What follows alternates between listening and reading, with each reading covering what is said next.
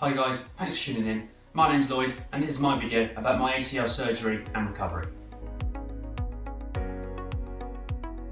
To kind of give you a breakdown of the injury that I sustained, so I ruptured my ACL, I had a tear at the posterior horn of my meniscus, which is basically the cartilage in your knee.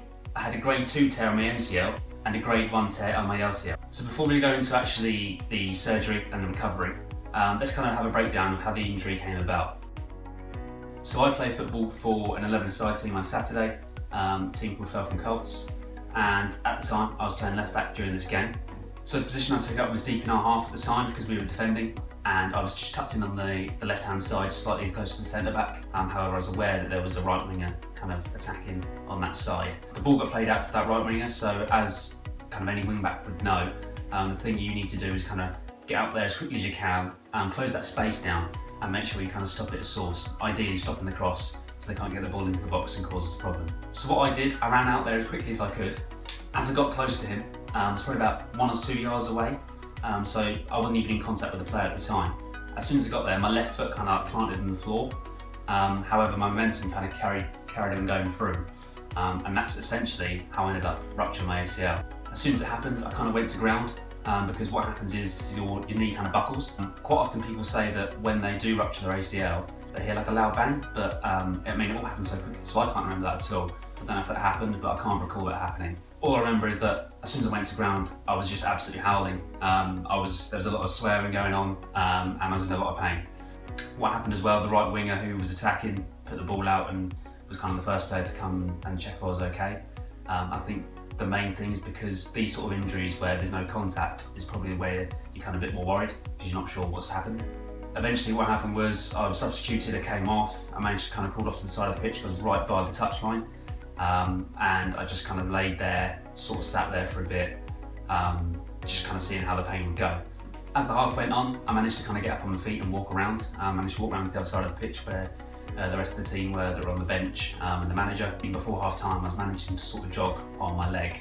It was hurting, and it didn't feel right, but I was kind of more confident in my leg in the sense that it didn't feel like it was too severe because I was able to keep moving it. Unfortunately, I made the poor decision of saying to the manager that I wanted to come back on at half time, but we went on to win the game 13-0.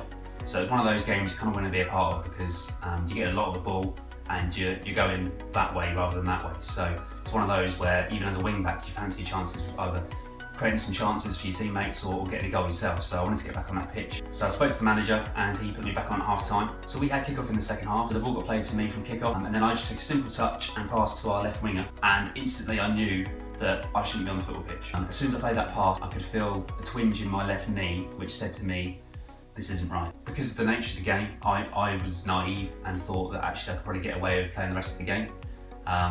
And it turns out I was very wrong.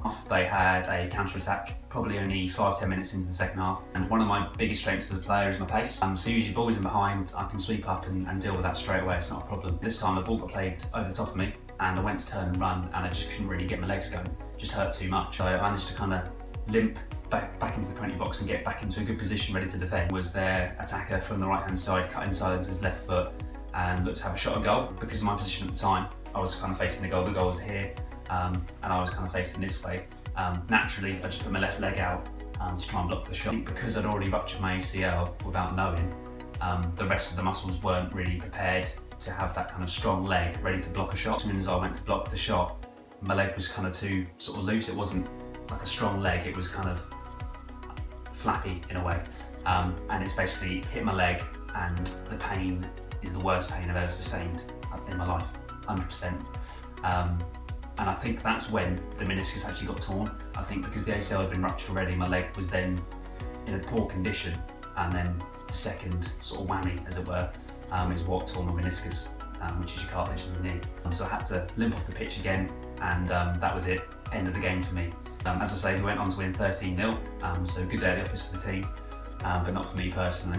Because of the level of football I play at, there was no kind of team bus or anything, so I'd driven myself there, so I had to go back in the change rooms after, and I even struggled to get my boot off and put my trainer on just because I couldn't bend my knee, and then I had to limp to the car and drive home. It wasn't until the next day that I actually went to A&E, so I'd gone out for the previous night and I just couldn't walk on my leg. So it was clear that something was wrong. So when I was finally seen in A&E, the lady I saw actually thought that I'd sustained an injury to my meniscus. She thought it was just like a partial tear, and that was a bit of a downer anyway, thinking that that was going to be my delay. So I wasn't happy about that. But as kind of all keen players want to do, they just want to get back on the pitch as soon as possible. So I just said to her, just tell me what I need to do and we'll get cracking. Fast forward a few weeks and months, eventually I see a consultant at the hospital, and this is the consultant that ends up being the one that does my surgery. I have that meeting with him, and that's when he tells me that, the words he used when we met was that your knees are in bits, mate.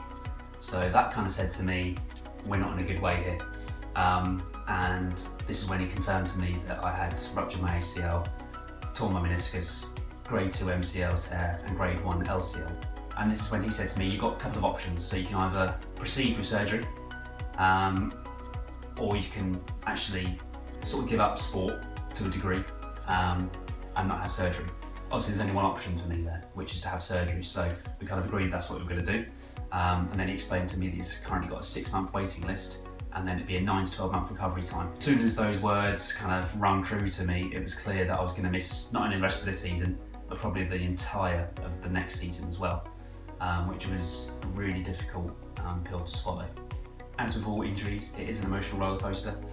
So as soon as I had that news and I got back in the car to drive home, I can confirm that I cried literally all the way home. I probably shouldn't have kept driving, I should have pulled over really, because my eyes were just streaming. But I was just so upset that I was going to miss so much football and miss out on so much with the lads that it was just a killer. So I was so upset. And with kind of injuries like this, it's important that you have your time to be upset, but you then need to refocus and re-energise and get ready to do what you need to do to get back on that pitch. So I did the injury in October 2018. It wasn't until November or December 2018 that the consultant actually told me this is kind of the plan of action, so we're going to put you in for surgery and you're going to have all this done. And then it wasn't until July 2019 that I actually managed to get into surgery. And because I'm not rich, I went through the NHS, and with all kind of NHS healthcare, it's a massive waiting list. So I had to be patient and just wait for my time. Unfortunately, with injuries such as this, you can't really begin your recovery until you've had surgery. So you can kind of do bits and bobs to prepare yourself. I did a lot of prehab. What the physios kind of tell you is muscle memory is quite key in these things. So prehab isn't something to just disregard, but really you want to get to the point you've having surgery so you can crack on with your recovery. So in terms of the day of surgery, it was quite a quick process really. So you kind of get a letter a couple of weeks before to confirm that this is your surgery date.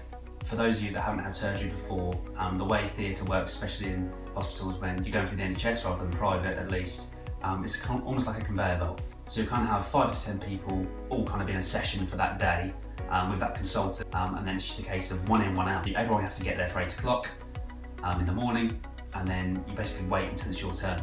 So I was very fortunate in the sense that I was straight in the morning, so I got there at 8, and then I think I was called into theatre by about 9 or 10. So really lucky for me. This is the first time I've had any experience with surgery or general anaesthetic or anything like that. So I remember going into the theatre room, and it's actually a massive room, and there's a few people in there that are trying to put you at ease, trying to make you feel comfortable. They then link you up to your general anaesthetic and all the other things that you've got going on, and then they just kind of talk to you just about everything. So the guy that I was talking to at the time was asking me about my tattoos, we were just having a conversation, and then before you know it, you're waking up, coming out of theatre. So everyone reacts differently to general anaesthetic. For me, I woke up sort of shivering, but a little bit sore, but because of the drugs that they all put in you, you can't really feel your leg too much at the time, so you just kind of, you're out of it, to be honest with you, so you don't really know what's going on. And I do recall one of the guys coming up to me after I've had surgery to confirm that it was a successful operation, and they managed to repair my ACL using my hamstring graft, and that my meniscus had been repaired as well. So with meniscus and the cartilage in particular, surgeries used to be that they would just, if you got damage, they just remove it, they take it out. Whereas now what they try and do is repair it as much as they can. And I was very fortunate they managed to repair and sort of save 95% of it, which is really good, because as soon as you kind of lose your meniscus or your cartilage, or it gets damaged, that encourages things like arthritis in later life, so it's really important for me that they manage to recover as much of that as possible. So in terms of the actual day of surgery, so after you've come out of theatre and kind of sobered up, as it were, a physio comes to see you, just gets you to practice on crutches. So he does that, runs through you, kind of walking on crutches and going up steps. And what he also does is give you some simple exercises that you can do at home in the early stages of your recovery. And I'll show you a video of this and these sort of exercises in a sec.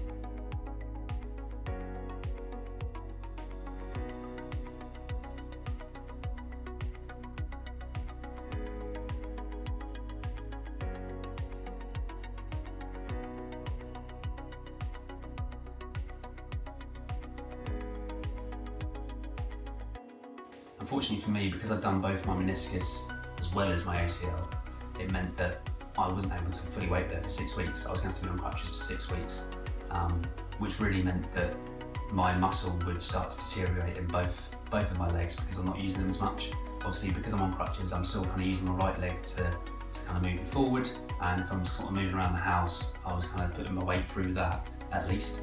But it did mean that because I couldn't fully weight bear for 6 weeks, it kind of delayed me in comparison to people that have just ACL surgery on their own. So in terms of the recovery, as I say, you've got some exercises you've been given to do at home, but you're not very mobile. So in terms of blood flow, that's really a key thing here when it comes to recovery of anything really, is that you need to encourage blood flow throughout your body, which means you need to keep moving, or trying to at least. So that's one of the issues I had because I wasn't weight bearing. It meant that I was quite isolated in terms of just being stuck in the room and not being able to do too much. A lot of the sensations I was feeling were things like sort of tingly, pins and needles, things like that, because of the lack of blood flow basically. Here's some pictures of the early stages of recovery and kind of what I was left with and what I was working with for the next few weeks. So as the week after surgery kind of continues, you start to get feelings a bit like when you've been on a plane for too long. As I say, because I'm not weight bearing and moving around that much, it's kind of that stiffness that you get in your legs when you've been sat on a plane for 5-6 hours, when you really want to just get up and walk about.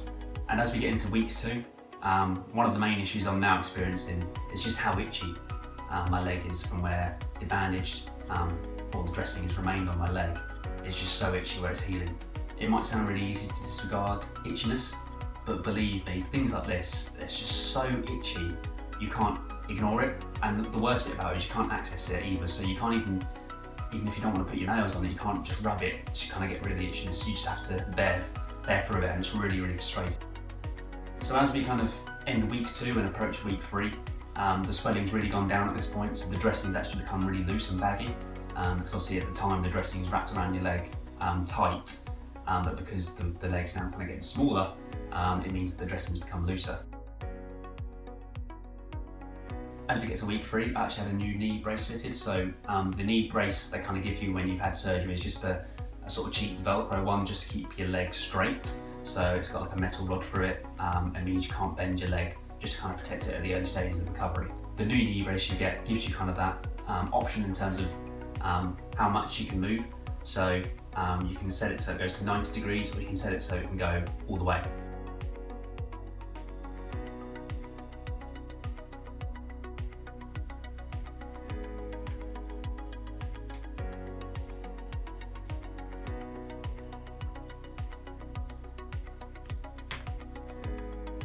Also during week 4 that I had my first session of hydrotherapy. So this is a great thing to use during your recovery where you are able to kind of move your leg about without the full weight of your body.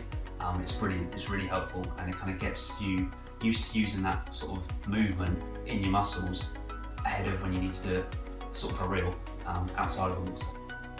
So 6 weeks after surgery, I have a follow-up appointment with the consultant, and this is where he tells me that I can fully weight bear and get rid of the crutches.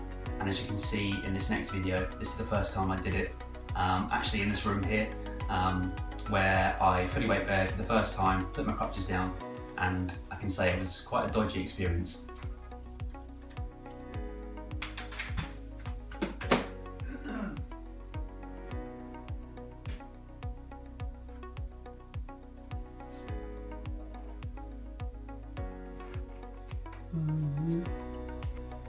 You're not ready to go.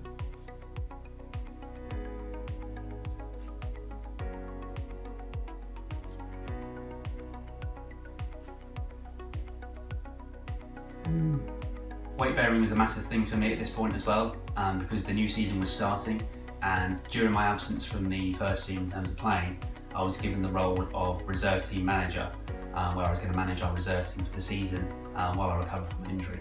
And the first game was coming up just this weekend, so it was really key for me to be off my crutches so I could lead the team out. So my hydrotherapy had to be delayed slightly because I had a new tattoo and I couldn't put it in the water, but after week 8, that's when I really stepped it up in the pool. So I was doing a lot of high intensity kind of workouts in the water still, just getting that movement really going, ready to hit the gym.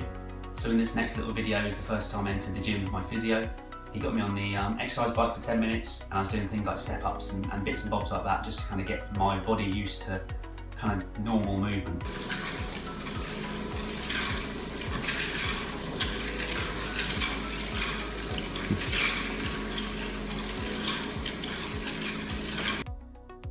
So after 12 weeks, you actually have all leg braces removed. So at this point, you've kind of got bare legs and you're good to go.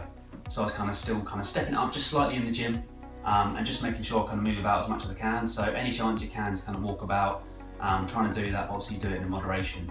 So I actually work in an office during the week, and it means that I'm quite stationary during the day. So it did mean that my knee was able to kind of seize up where it hadn't been used. So what I would say is I'd encourage you to kind of try and take as many regular breaks as you can from doing what you usually do, and just kind of get that knee working and make it move. So if you can go for a walk around the block if you're working from home, or if you're out working at your office, kind of just go for a quick walk around outside or anything like that, just to kind of keep things moving. Get away from your desk really if you can. Obviously if you're in a physical job, it's really difficult for you, I'd say, because you're going to be off work for quite some time because you can't put too much stress on your knee. So depending on where you're at with that, it might mean that actually you just need to rest it. It might be the opposite. So just kind of take it as you can. So 3 to 5 months is where I really started to step up in the gym. So I was doing things like squats, deadlifts, things like that, leg extensions, just to try and really build up these muscles.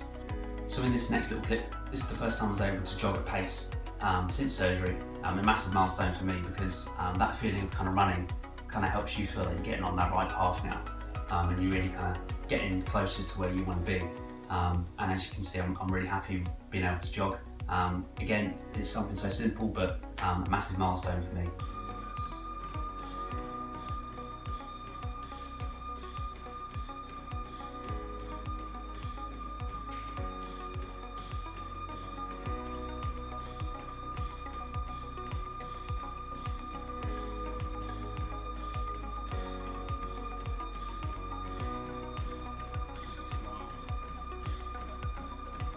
Along with this, I was also doing a lot of jumping exercises, again something a bit tedious, and you feel kind of stupid doing it in the gym when you're next to people doing sort of lots of heavy weights, but you've got to do what's best for you. So for me, there was a jumping box I had to use, and basically just up and down, up and down, up and down, keep doing that just to kind of get these muscles used to those sort of movements.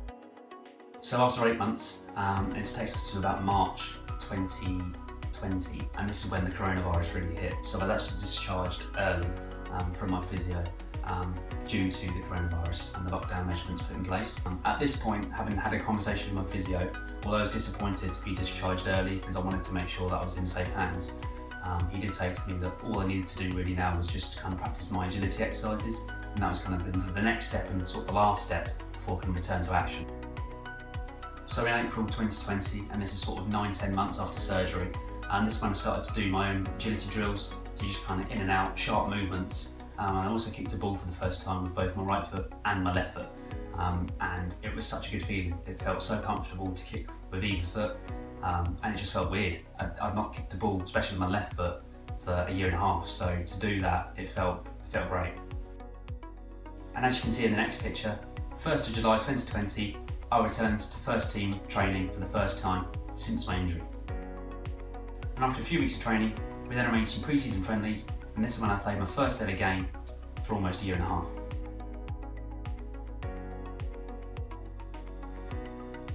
So what I wanted to include in this video was some top tips really, because I feel like until you've experienced these things, there's a lot of things you don't really know. You can do as much research as you can, but unless you speak to someone who's kind of experienced it themselves, it's really hard to kind of get a feel of what you're facing. So my first tip is to prepare. It's easy for me to say, having gone through it now, but knowing what I know now, it's really important that you get yourself ready for the challenges ahead.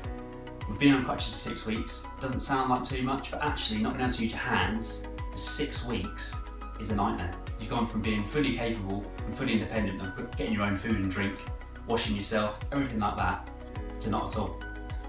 So what I recommend in terms of preparation is to kind of have a setup of where you're going to be based within your home, and make sure you've got people around you that are there to support you. One of the things that helped me really, once I've mastered getting up and down the stairs with my crutches, was actually wearing a rucksack.